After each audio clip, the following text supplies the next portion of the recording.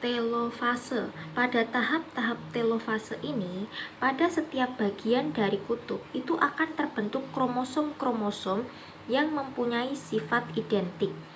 Maka bagian dari dinding inti sel-sel itu akan mengalami proses pembentukan kembali. Pada bagian dari plasma sel yang akan terbagi menjadi dua bagian yang sama, biasa disebut dengan tahap sitokinesis.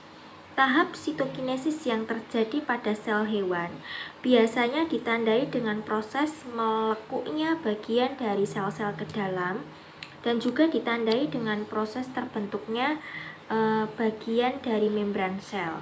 Sedangkan tahap sitokinesis yang terjadi pada sel tumbuhan biasanya ditandai dengan proses terbentuknya bagian dari dinding sel dan tentunya juga ditandai dengan terbentuknya membran sel yang baru di bagian tengah-tengah sel.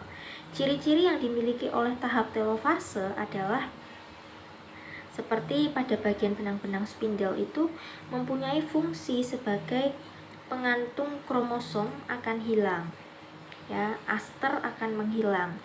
Kemudian pada bagian karioteka, yakni membran inti, itu akan terbentuk kembali pada setiap bagian-bagian kutub dari sel dan juga akan melingkupi pada bagian kromosom. Selanjutnya, kromosom akan mengalami sebuah proses yang dinamakan dekondensasi yang menjadi kromatin. Selanjutnya, bagian nukleolus akan mengalami pembentukan kembali. Selanjutnya, bagian matrik pada sitoplasma akan kembali dalam kondisi yang jernih. Kemudian terjadi suatu proses penebalan pada bagian dari plasma. Ya, proses ini biasa disebut sebagai plasmakinesis pada bagian-bagian bidang ekuator yang memiliki peran sebagai langkah awal dalam proses sitokinesis.